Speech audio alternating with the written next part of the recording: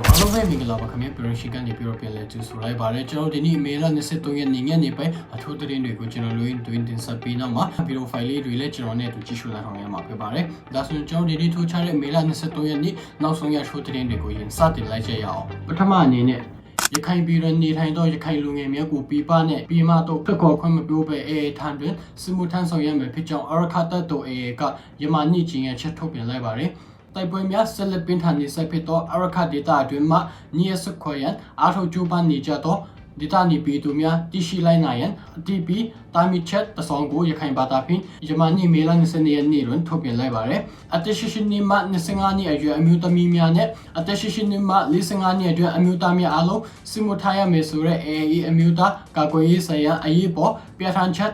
NDEP ကြောင့်စစ်မှုမထမ်းလို့တဲ့လူငယ်လူရွယ်များမှာရက်ရွာအတွင်းမှာတင်းရှောင်မှုများရှိနေကြောင်းကျန်းမာရေးဌာနကကိုတာမပေးနိုင်တဲ့ပင်ထန်ယောဂတဲ့လူငယ်များနဲ့အသက်အန္တရာယ်ဆိုရင်ရသောလူနာများမှလွှဲ၍မေလ18ရက်နေ့ကထုတ်ပြန်လိုက်တဲ့အ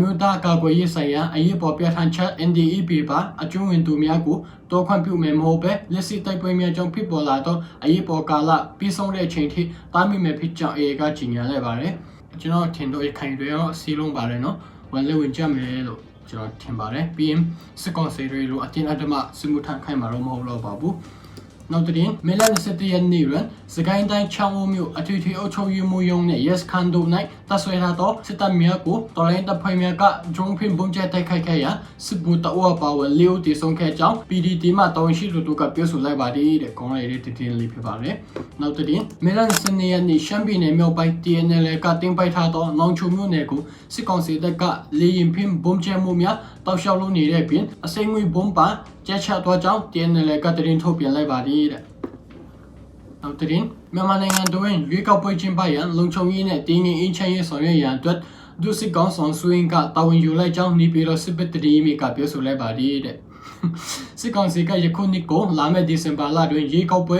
ကျင်းပရန်ရည်ရွယ်ထားပြီးရင်းတော့ကျင်းပနိုင်ရဲ့အတွက်ချုံနယ်မြေများနဲ့မှမြို့နယ်တချို့ကိုပိုင်နိုင်ထိန်းချုပ်နိုင်တဲ့အထိပြန်လည်ရရှိရေးစီရင်ဆွဲစစ်တပ်ကထိန်းချုပ်ထားသောနယ်မြေများတွင်အချမ်းစော်ဖြင့်ရွေးကောက်ပွဲကျင်းပနိုင်ရဲ့အတွက်ဒုစစ်ကောင်ဆောင်ဆွေးကပို့ဆောင်တော်မယ်ဖြစ်ကြောင်းသိရှိရပါတယ်တဲ့။ဆောင်းချီချရာပေါ့နောက်တဲ့မေလစကိုယန်နီရန်ပကိုးတိုင်းတာယိုတေခရိုင်တွင်စစ်တပ်၏ပေါ်တာဆွဲဖန်စီခေါ်ဆောင်မှုကြောင့်စစ်မှုထမ်းတပ်ဖြစ်လာရသောနှုတ်လက်နက်ခဲယမ်းများနဲ့တို့အလင်းဝင်လာကြောင်းတာယိုတေခရိုင်မှတမတရင်ကတင်ထုတ်ပြန်လိုက်ပါတယ်တဲ့။လက်စားပါတယ်ကျူဆိုပါတယ်နောက်တဲ့မေလ27ရက်နေ့တွင်ကရင်ပြည်နယ်ထိုင်းမြန်မာနယ်စပ်မြို့ဒေမြို့နယ်အတွင်းစစ်ကောင်စီတပ်စခန်းများကိုKNL ပူပေါင်းတပ်များကတိုက်ခိုက်နေပြီးတညလုံးတိုက်ပွဲပြင်းထန်နေခဲ့ကြောင်းနေဆက်စီတရီမီနဲ့ထိုင်းတရင်ဌာနများကဖော်ပြချက်ရသိရှိရပါတယ်တဲ့။ဒေါ်လာတတရီအောင်မင်ပါစေ။နောက်တဲ့မေလ17ရက်နေ့တွင်တနင်္သာရီတိုင်းထွေမြို့နယ်ခြေဆိုင်အကြမ်းဖက်စစ်ကောင်စီခမာယာ431တရီမှစစ်သားတို့လက်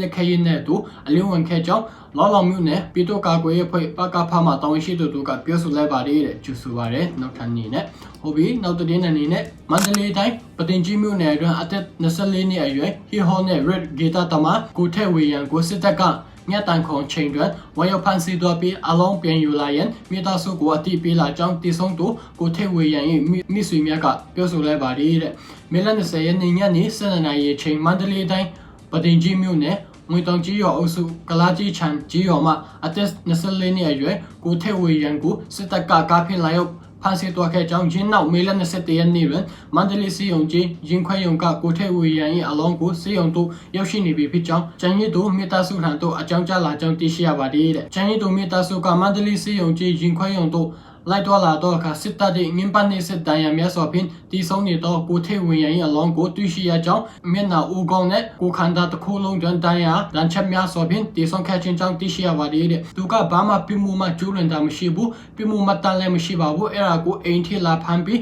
ငင်းပန်းနေစစ်တပ်ဖြစ်လိုက်တာပါတဲ့သူမှဇနီးနဲ့နင်းခွဲတမီလေးကြံခဲ့ပါတယ်အလုံးကိုလည်းစီယုံကနေတစင်ပဲယူတာပေးပါပြီးဟုကိုထက်ဝေရန်၏မိစီများကရှင်းလင်းပြောဆိုလိုက်ပါတယ်တဲ့ပါကိစ္စနဲ့လူငယ်တွေတယောက်ပြီးတယောက်တတ်နေကြတာတော့ဟုတ်ပြီနောက်တဲ့အနေနဲ့မေလ18ရက်နေ့တွင်ချင်းပြည်နယ်တီတင်မြို့နယ်စီရင်ဒေတာတွင်စစ်ကောင်စီစစ်ကြောင်းနဲ့တော်လိုင်းတပ်ဖွဲ့တို့ကြားတိုက်ပွဲပြင်းထန်နေပြီးစစ်ကောင်စီတပ်သားများထိခိုက်ဒေဆုံးမှုများနဲ့ထုတ်ပြမှုများရှိကြောင်း CDM စီရင်ပြောရေးဆိုခွင့်ရှိသူ ကိုဒီကေကပြောဆိုလိုက်ပါတယ်တဲ့ဟုတ်ပြီနောက်တင်မေလ22ရက်နေ့တွင်ပဲခူးတိုင်းမင်းလာမြို့နယ်ပဲခူးယူမတွင်စစ်ကြောင်းထိုးလာတော့အကြံပေးစစ်ကောင်စီတပ်သားများမိုးယူပြီးမိုးခဆယ်တွင်ရေစင်းချိုးချိန်မွေကိုက်ရင်းနှီးရွယ်နှုတ်တီဆုံးခဲ့ကြောင်းဒေသတင်ရေးမေကပြောဆိုလိုက်ပါတယ်တဲ့နော်ညီချိုးလာတော့မွေကိုက်ခံပင်းတော့စလုံးပါတော့စိတ်မကုန်းလိုက်တာဟုတ်ပြီနောက်ဆုံးအနေနဲ့စစ်ကောင်စီတပ်ဖွဲ့ဝင်များ၏အချင်းပြမှုများအားဝေဖန်ရေးသားမှုဖြင့်မိထလာမျိုးနဲ့ပြူစောတိကောင်းဆောင်ဇော်စုထင်ကိုစစ်ကောင်စီကဖမ်းဆီးပြီးနောက်စစ်တပ်ထောက်ခံသူများကြားအမင်လက်ကွဲခဲ့ကြလို့မိထလာပြည်သူစစ်မှနှုတ်ထွက်လာကြကြောင်းသိရှိရပါတယ်တဲ့ကဲဟုတ်ပြီကျွန်တော်ဒီနေ့ရရှိထားတဲ့ထိုတင်လေးတွေတင်တော့ပါပဲကျွန်တော်ဆက်လက်ပြီးတော့ခုနကျွန်တော်ဖတ်တော့တဲ့ကိစ္စနဲ့ပတ်သက်ပေါက်ကိုရရှင်းပြချက်လေးကိုတစ်ချက်နားထောင်လိုက်ကြရအောင်အမျိုးများလုံးမင်္ဂလာပါဗျဒီနေ့က23ရက်5လပိုင်း2025ဖြစ်ပါတယ်ဗျဦးဇင်းတို့မိထီလာမှာဖြစ်သွားတဲ့မလိုင်ရပုံမှုနဲ့မလိုင်ပုံမှုနဲ့ဒီမိထီလာကပတ္တလကောင်းဆောင်ဇော်ထွင်းတို့ရဲ့အကြောင်းလေးကိုဒါဦးဇင်းပြောပြကြလို့ပါဗျနော်ဘာလို့ပြောပြချင်တာလဲဆိုလို့ရှိရင်ဒါဒီတည်းကတော်တော်များများလဲ line ပေါ်မှာကနော်ဒုဗိုလ်မှူးကြီးဝေဖြိုးအောင်ပေါ့နော်ဝေဖြိုးအောင်နဲ့မလိုင်ကဟိုပါပေါ့နော်ဇော်ထွင်းတို့ရဲ့ဖြစ်စဉ်ကဘယ်တော့မှဖြစ်တာလဲဆိုလို့ရှိရင်29ရက်3လပိုင်း2025ကနေဖြစ်တာနော်29ရက်အဲ့နဲ့ဖြစ်တယ်ပေါ့ဗျာအဲ့ဖြစ်တော့ဖြစ်ချင်းနောက်နေ့မှာဦးစင်းသူတို့ရဲ့တကားတော်ထွင်းတို့ရဲ့ဒါဆရာတော်ကတော့တောင်တာလေးဆရာတော်ဖြစ်တယ်ဦးစင်းရဲ့ဖုန်းနံပါတ်ကိုမယူမွေကနေတစ်ဆင့်ပေးလိုက်ပုံကြမယူမွေကနေမှတစ်ဆက်စစ်တယ်တက်တဲ့ခါမှာအကျိုးအကြောင်းပြောပြတယ်ပေါ့အကျိုးအကြောင်းပြောတော့ဗီဒီယိုဖိုင်လဲဦးစင်းစီပို့လိုက်တယ်နော်သူတို့ဆရာတော်စီလဲပို့မှာပေါ့နော်ပို့လိုက်တဲ့အခါမှာဦးစင်းကနေမှတော့အကုန်လုံးတုံးတက်လိုက်တယ်ဟုတ်ပြီဒါဘုံမှုမပါကြီးဘုံမှုမသွားပြီဖြစ်တဲ့ကြောင့်မလိုင်ရဘုံမှုစီဦးစင်းချက်ချင်းဖုံးဆက်တယ်နော်မလိုင်ဘုံမှုစီကိုဆက်တယ်ဒကာကြီးတလို့မိထီလာမှာဒီလိုဖြစ်သွားတယ်ဒီဖြစ်စဉ်မှာတော့ဒကာကြီးမူးလိုပဲဖြစ်ဖြစ်ဒကာကြီးအကြောင်းမှုကြောင့်ဘယ်လိုပဲဖြစ်ဖြစ်စဉ်အလုံးကိုတုံးတက်လိုက်မယ်ဆိုရင်ဒကာကြီးမှားတယ်အဲ့ဒကာကြီးမှားတဲ့အတွက်ကြောင့်ဒကာကြီးတောင်းပန်ရမယ်ချင်းနေမကောင်းဘူးနော်သူလည်းကောင်းပါတယ်အဲ့ဒီဘုံမှုလည်းချက်ချင်းလည်းငင်တောင်းပန်တယ်နော်တောင်းပန်တာတော့မှနော်အဲ့ပထမဆုံးဖုံးဆက်တယ်အဲ့ဘုံကတကားတော်ထုတ်စီဖုံးဆက်တယ်ဖုံးအကော20စိတ်လောက်ရှိမှထင်းတယ်နော်ဖုံးဆက်တော့မရဘူးပေါ့ဗျာမရတော့သူဒီကမိထီလာကတက်နယ်မှုဒုတက်နယ်မှုအဆင့်လောက်ရှိမှထင်းတယ်နော်အဲ့ဒီတက်ထဲကတကားယူလေဥစ္စာဖုံးလက်ဆက်တကားကြီးတလို့ရှိတယ်နော်ရုံးမှာတောင်းပန်ဖို့အတွက်မလန်ဘုံကလာမယ်အဲ့တကားကြီးသူ့ကိုလည်းခေါ်ပေးလိုက်ပါအဲ့တကားစော်ယူထွေးနေနဲ့ဥစဉ်ဖုံးဆက်ထားတော့လုံးဝမကင်တော့ဘူးဥစဉ်ပြောချင်တာကတကားကြီးရဲ့လို့အချင်းမဲ့ तू ကပဲဗျာမှားတယ်မှားလို့ဝန်ခံတာကိုကရန်သူတွေမှမဟုတ်တာမိတ်ဆွေတွေပဲအဲ့တော့မှားတဲ့ तू အမှားကိုတူတီလို့တောင်းပန်တာပဲခွင့်လွှတ်ပေးလိုက်ပါတပည့်တော်ကလုံးဝခွင့်မလွှတ်နိုင်ဘူးဗျာတဲ့ဒီတော့စာရိုက်လဲ CVB တဲ့နောက်ဆုံးတော့ဥစဉ်ကတကားကြီးရဲ့လို့အတက်နေရနေတစ်ဆင့်တောင်းပန်ခိုင်းပါတွားပြီလဲတောင်းပန်တယ်အဲ့တော့ခွင့်လွှတ်မဲ့ဘာညာတော့မဟုတ်အထက်ပဲစတင်မယ်ပေါ့ဗျာ तू တင်တဲ့စာတွေကိုလည်းဥစဉ်စီကိုပို့ထားတယ်ဒီတိုင်းတင်မှာပေါ့နော်အဲ့နဲ့ဥစဉ်နဲ့လုံးဝဆက်တွယ်လို့မရတော့ဘူးတောင်တာလေးနဲ့ပဲတိုင်မယ်မှာပေါ့တောင်တာလေးနဲ့ပဲလုံမှာပေါ့သူတို့ဆရာဒါဆိုရင်ခင်ဗျဘာဖြစ်လို့ကျုပ်စီကိုဖုံးဆက်နေရတော့လို့တောင်တာလေးရှိနေရဘာဖြစ်လို့ကျုပ်စီကိုဆက်တွယ်နေရတော့လို့ကျုပ်ကအချင်းချင်းတွေမလိုအပ်တာတွေမဖြစ်အောင်ဒါကြီးကအပြတ်နိုင်သွားလို့ရှိရင်သူများပြောစရာဖြစ်မှာဆိုလို့သူများတွေကအမျက်ထုတ်တော့မှာတစ်ဖက်ကနေအမျက်ထွက်တော့မှာလို့ဥစဉ်နဲ့ဆက်တွယ်မှုမရတော့ဘူးပေါ့ဗျာနော်အခုကိုစော်ယူထွေးဖမ်းခံရတော့ဒါပေမဲ့မယူမွေးဘုံရဲတဲ့ကုညီးပေးလိုက်ပါဦးတဲ့လူ့တဲ့ဥစဉ်ကအကောင်လုံးတုံးတက်လိုက်တယ်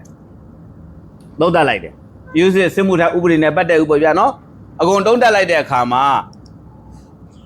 ဘာဖြစ်လို့905နဲ့ဆွဲရတာတော့ဒါဥစဉ်တုံးတက်ပြီလေဘာဖြစ်လို့905နဲ့ဆွဲရအောင်ဆိုတော့အဲ့မှာဥစဉ်တို့စီဒီစာရောက်လာတဲ့အခါမှာအရှိရရှင်းလေးအကောင်လုံးတုံးတက်ပြီးတဲ့အခါမှာဦးစင်းကသူ့ရဲ့ကိုစောထွင်းအမကလည်းဆက်တွယ်တယ်ဒကမာကြီးဒီတက်မှာတရားတစ်ကနေဥပမာဆိုကြပါစို့ဗျာလို့တရားတစ်ကနေခမဗျာလို့ဒီကပြည်သူ့စစ်ဥပဒေနဲ့ပြဋ္ဌာန်းတဲ့ဘာညာစားတဲ့လက်စားတဲ့ဘာဆိုရင်တော့မှဗျာလို့ ခင်ဗျအဲ့ဒီဘယ်ဘိုလ်မှုကစားတယ်ဘယ်ဘိုလ်မှုကဘလို့ပတ်စံယူလဲဆိုပြီးလောက်ရမှာလို့အခုကတက်ကြီးတစ်ခုလုံးပါလို့တက်ကအမှန်905နဲ့ဆွဲရလားမတည်ဘူးလို့အဲ့လိုဘာလို့လဲဆိုတော့နာမည်မပါဘူးလေတက်ကြီးတဲ့လုံးကိုပြောလိုက်တာဟုတ်အဲ့လို905နဲ့ဆွဲရဆိုရင်တော့ဦးစင်းတို့လည်းတောင်းပန်ပေးပါမယ်လို့ဒီ905နဲ့မဆွဲဘူးပေါ့နော်ဒီတကာကြီးတွေကိုလည်းသူတောင်းပန်တော့ချင်းနေပဲလို့ကြေးမှာပေါ့ဒါလည်းဦးစင်းကပြောပြလိုက်တယ်တောင်းတာလေးဆရာတော့ဦးစင်းဆက်တဲ့အခါမှာလည်းတော်ကြီးအဲ့လိုဟာရှိတယ်တကယ်လို့ဘုံမှုဘဒူကလက်စားတယ်ဘုံမှုဘဒူကစစ်မှုထမ်းဥပဒေမှာဘလောက်ယူရဲဆိုရင်တော့တပည့်တော်တို့ကဒီ9ဥပဒေနဲ့မညီဘူးဖေဟာလို့အဲ့လိုမဟုတ်ဘဲနဲ့နာမည်မပါဘဲနဲ့တက်ကိုရေးလိုက်တယ်ဆိုရင်တော့တပည့်တော်တို့ညှိနိုင်တဲ့အနေထားရှိတာပေါ့လို့အဲ့တော့တပည့်တော်တို့ဖေဟာလို့လောက်လားအရှင်းလေးဦးစင်းတို့ကကာယကံရှင်သွားပြီးတောင်းပန်မယ်တောင်းပန်လို့မရရင်လုံးတင်လောက်တိုက်တာလုံးမယ်အချင်းချင်းနေရန်သူမဟုတ်ဘူးဟုတ်လားချင်းနေရန်သူမဟုတ်ဘူးဒါနဲ့အခုပြောတာနဲ့ပတ်သက်ပြီးအားလုံးကပြည်သူစစ်အားလုံးဦးစင်းကိုမုန်းကြီးမုန်းလိုက်မယ်ဒါဦးစင်းအမှန်တရားကိုပြောတာတချို့သတင်းဌာနတွေမှာတွေ့တယ်ဘာတွေ့ရလဲဆိုအဲ့မလိုင်ရဘုံမှုကလည်းမလိုင်မှာနာမည်ကောင်းရှိလားဆိုမလိုင်မှာနာမည်ကောင်းမရှိဘူးနော်အဲ့ဒီဘုံမှုကဦးစင်းလိုက်เสียရလဲအကြောင်းမရှိဘူးလိုက်เสียရလဲအကြောင်းမရှိဒါဦးစင်းအမှန်တရားကိုပြောပြခြင်းဖြစ်တယ်မလိုင်မှာလည်းသူနဲ့ပြည်သူလူထုကြားမှာနာမည်ကောင်းမရှိဘူးနော်ဒါမလိုင်ပြည်သူလူထုရဲ့ပြောစကားပေါ့ဗျာတချို့ကဒီမလိုင်ဘုံမှုနဲ့ဦးစင်းတို့ပတ်သက်စာကောင်းဆောင်နဲ့ရန်ဖြစ်တယ်24နာရီတွင်းမှာအဖမ်းခံရတယ်ဆိုတဲ့တရင်ကမှားတယ်ဆိုတဲ့အကြောင်းဦးစင်းကပြောချင်တာမလိုင်ဘုံမှုနဲ့ဖြစ်လို့အဖမ်းခံရတယ်ဆိုတာနဲ့ဒီပုံမှန်မှာ905နဲ့မဆိုင်ဘူးဆိုတာဦးစင်းကပြောချင်တာနော်ဘာဖြစ်လို့မလိုင်ဘုံမှုနဲ့ဖြစ်တာက29ရက်3လပိုင်း2002မှာ25ဖြစ်တယ်အခုက73ရက်5လပိုင်း2025မှာဖြစ်တယ်အဲ့တော့ပြောချင်တာကလုံးဝမဆိုင်ဒါပေမဲ့မဆိုင်နိုင်ငံရေးဒီဖြစ်သွားတဲ့ဂျားမှာတော့ဟိုဘက်ရက်ကွက်ကတော့ဒါတွေကိုအမျက်ထွက်သွားတာပေါ့ဗျာဘုံမှုတွေကဘာညာအာနာရှင်စန်းနဲ့အဲ့ဒီဘုံမှုဒီဟာနဲ့ပတ်သက်ပြီးတော့သူကတောင်းပန်တယ်ဒါတော့တိုင်တဲ့ခါမှာအေးမယူတာအေးယူတာတိုက်ရဲ့အလုပ်တိုင်းမှုတွေရဲ့အလုပ်စစ်တပ်ရဲ့အလုပ်ဒါနဲ့ဒီ905နဲ့ဒီဘုံမှုနဲ့မဆိုင်ဘူးဆိုတော့အားလုံးပြောချင်တာဖြစ်တာက29ရက်3လပိုင်း2025မှာဖြစ်တာကိုစောဦးထွင်းတို့ဖြစ်တာက73ရက်5လပိုင်း2025မှာဖြစ်တာ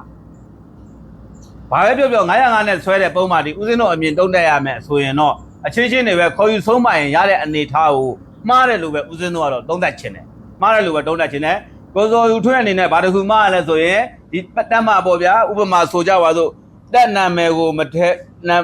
တက်နာမည်ကိုမထဲတင်တာပေါ့ဗျာနော်တက်နာမည်ကိုဦးစင်းတို့ကတက်နာမည်မထဲပဲနဲ့တကယ်လို့မဲ့အဲ့ဒီနေရာမှာဘုံမှုဘဒူဘယ်ဝါပါဆိုထဲလိုက်ရင်ပို့ပြီးမှကောင်းတယ်လို့ဦးစင်းတို့ကတော့တုံးတက်ချင်နေဗျာနော်ဒါဦးစင်းတို့စီမှာကတော့စာတွေကတော့အကုန်ရှိပြီးသားပါ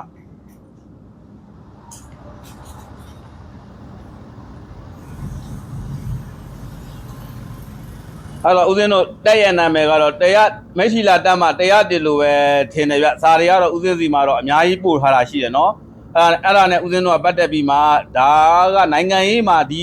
တိုက်ဆိုင်မူလားဘာလားတော့မတည်ဘူးပေါ့ဗျာနော်အမျက်ထုတ်သွားတာကတော့ဟိုဘက်ရက်ကွက်ကလူတွေအမျက်ထွက်သွားတာတော့အမှန်ပဲဗျာနော်ဒါ line ပေါ်မှာဘယ်သူကစတင်နေဆိုတာလဲဦးစင်းတို့ကတော့သိပါတယ်ဗျာနော်ဘာဖြစ်လို့လဲဆိုတော့ဦးစင်းတို့ကဒီကိစ္စကဒီကဆက်ပြီးမှမပေါင်းဘူးတပိတ်စခန်းမှာကတည်း